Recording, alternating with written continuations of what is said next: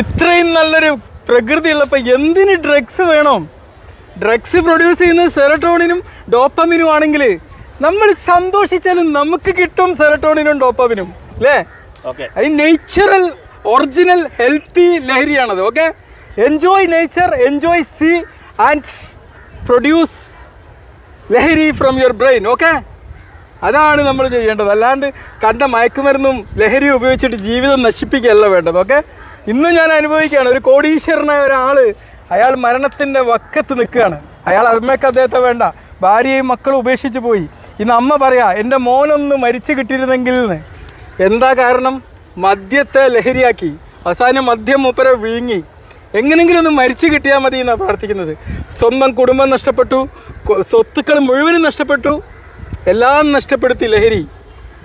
എന്തിന് നമുക്ക് ലഹരി വേണം? ഈ വായു ശ്വസിക്ക്, ഈ നിമിഷത്തിൽ ജീവിക്ക്, ഇതൊക്കെ ആസ്വദിക്കുക. ഇതിലും അപ്പം നിങ്ങളെ തലച്ചോറിൽ പ്രൊഡ്യൂസ് ചെയ്യുന്ന എൻസൈം ഹോർമോൺസ് സെറട്ടോണിൻ, ഡോപ്പമിൻ.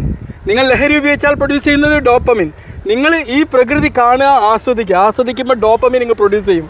ലഹരിൻ്റെ ഒരാവശ്യവും നിങ്ങൾക്കില്ല. Okay, say good bye to drugs.